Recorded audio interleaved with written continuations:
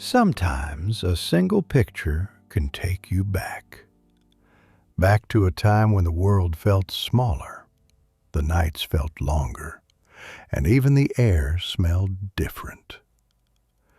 You look at those faces, the ghosts, the cowboys, the clowns, and you remember what it felt like to be one of them. Halloween in the 1950s had a kind of magic you could never quite explain, but you never forgot it either. No flashing lights, no store-bought masks, just paper, glue, and a little bit of imagination. And somehow, that was enough to make one October night feel like pure wonder. Because back then, Halloween wasn't something you watched, it was something you made. Let me take you back to the 1950s, when Halloween was handmade. Halloween in the 1950s. Now that was a different kind of magic. No flashing plastic, no shelves of superhero suits. Just imagination, laughter, and the smell of glue drying on kitchen tables. Back then, every kid on the block was an inventor, a dreamer armed with a paper bag, a pair of scissors, and a head full of ideas. Old bedsheets became ghosts that floated down the street. Brown grocery sacks turned into monster faces painted with crooked smiles. And Mom's leftover sewing scraps, why, those could make a princess, a cowboy, or even a spaceman. Our costumes didn't come from stores. They came from home. They came from the same hands that packed our lunches and tied our shoelaces. Every stitch and safety pin carried a little bit of love and a lot of imagination. We didn't need to spend a dime to feel rich that night. All we needed was a flashlight, a pillowcase, and a group of friends ready to conquer the neighborhood. You could hear our laughter echoing between the porches, masks slipping sideways, cardboard swords bending in half. And no one cared, because somehow those crooked wings and paper faces looked perfect under the glow of a porch light. Halloween wasn't about showing off. It was about belonging. Every house with a pumpkin on the step felt like part of one big family.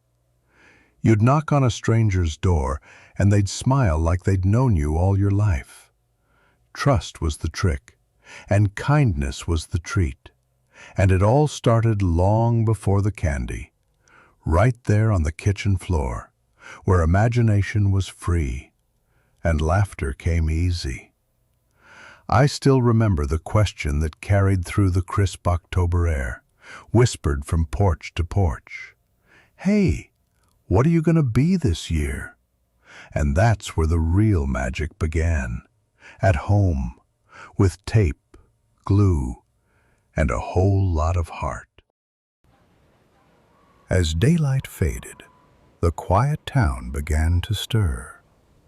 Windows glowed orange, paper ribbons fluttered, and the sound of a marching band drifted through the cool air. Main Street came alive. Families lined the sidewalks, lanterns flickered, and the parade began. Trumpets echoed down the street. Floats rolled past glowing under the streetlights. Handmade dragons, tall witches, and paper ghosts swaying gently in the breeze. It was a moment of pride and creativity, a small town turning imagination into something magical. As the last float turned the corner, the music faded into twilight. Porch lights blinked on, pumpkins flickered to life, and the laughter of the crowd gave way to the footsteps of children gathering for the night ahead. Trick or treat! Little witches, cowboys, ghosts, and robots took their places under the streetlights, ready to carry the spirit of the parade into the night.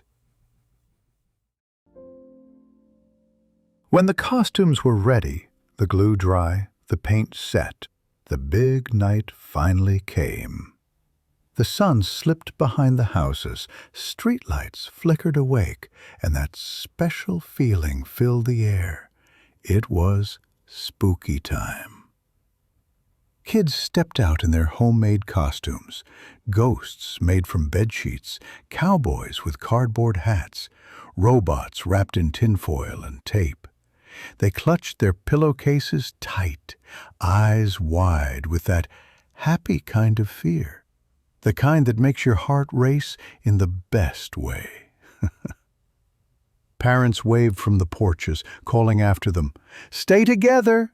Be polite! Don't forget to say thank you!" But the kids were already halfway down the path, shoes crunching through dry leaves, their laughter echoing through the dark streets. The town seemed to glow that night. Pumpkins grinned from every doorstep, their candlelight dancing like tiny spirits. You could smell apples, wax, and wood smoke drifting in the cool air. Every porch light looked like a friendly beacon in the shadows. They ran from house to house, calling, "Trick or treat!" through the smoky night. Each door opened with a smile, a neighbor's familiar face, a kind word, a little handful of magic. Popcorn balls wrapped in wax paper, caramel apples, cookies still warm from the oven. Every treat felt like a tiny gift of the season, shared from one neighbor to another. Sometimes a father trailed behind, his flashlight beam dancing across the sidewalk, pretending not to notice when trades were made. A chocolate bar swapped for fudge, a caramel chew for a piece of taffy. The streets were alive with whispers and giggles. Even the trees seemed to join in, their branches swaying in the silver moonlight like they were clapping for the fun of it. As the night wore on, the pillowcases grew heavy. Masks slipped sideways. Cheeks flushed pink from the cold. Still, they kept going, following the rows of pumpkins that lit up the sidewalks, each one smiling in the dark. It was a night of make-believe and laughter, just spooky enough to make your heart skip, but safe enough to make you wish it would never end. And when they turned the last corner, hands sticky from candy, they saw rows of glowing pumpkins waiting on every porch, their faces warm and bright, as if they were saying, "You're almost home." When the laughter faded and the footsteps grew quiet, the town slipped into a peaceful hush. Halloween night had done its work, and now only the pumpkins remained, glowing in the mist. Porch lights shimmered down sleepy streets, each one a tiny island of gold in the cool air. Candles inside the jack-o'-lanterns burned low, their smiles trembling gently with every breath of wind. Candy wrappers drifted across lawns. Costume masks rested on railings, and the hum of an old radio floated from an open window. A slow song about autumn and sweet goodbyes. Neighbors lingered on their porches, sharing quiet words across the fences. Some held mugs of warm cider, their breath rising like smoke in the night air. Every so often, a late trick-or-treater would appear, a little ghost running to catch the last porch light still shining. The town itself seemed to glow street by street, house by house, as if the pumpkins were keeping watch until every child made it safely home. The wind carried faint laughter now, a memory more than a sound. It curled through the trees, across rooftops and down the quiet lanes, mixing with the scent of wax and wood smoke. It was a calm kind of spooky, the kind that made the night feel alive. but never alone. And under that silver moon, with the pumpkins flickering and the porches glowing, Halloween left behind a gentle light, a reminder that magic could live in the simplest of places. Yet, while most of the town settled in for the night, somewhere nearby, the older kids still had music to play and laughter waiting in the dark. When the streets fell quiet and the porch lights dimmed, Halloween night found new life behind closed doors, basements, gyms, and borrowed barns. Any place with a record player and a string of orange lights became the stage for the town's teenagers. Laughter echoed through the walls, the smell of cider and popcorn mixing with the sound of rock and roll.